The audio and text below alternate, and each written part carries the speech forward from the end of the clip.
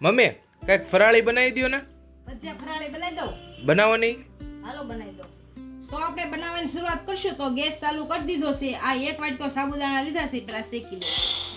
આપણા સાબુદાણા સારી રીતના શેકાઈ ગયા છે અને હાવ ઠરી ગયા છે. અને મિક્સરના ખાનામાં કાઢી લઈશું. આને આપણે મિક્સરમાં કાઢી લીધા છે. આને સાળીને એક વાસણમાં કાઢી લઈશું. એક વાટકો મોરિયો લીધો છે, આને પણ મિક્સરમાં દળી લઈશું.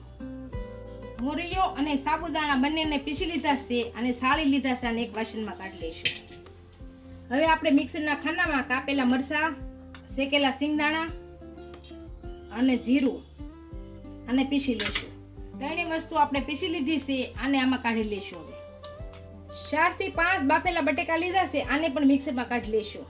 આને ટુકડા કરી નાખશું થોડા થોડા. બટેકા આપણે મિક્સરમાં કાઢી લીધા છે અને આને ભેગા નાખી દઈશું. હવે સફેદ તલ નાખીશું. આ ફરાળી મીઠું નાખીશું અને થોડા ધાણા નાખીશું. અડધું ફાટું લીંબુ નાખીશું. થોડું થોડું પાણી નાખી અને આ ભેળવી લઈશું. આપણું બેટર આ રીતે તૈયાર કરી લીધું છે અને તેલ આવી ગયું છે. આને તળી લઈશું. આ ભજીયા તળાઈ ગયા છે, આને હવે કાઢી લઈશું. આ જ રીતે બીજા તળશું.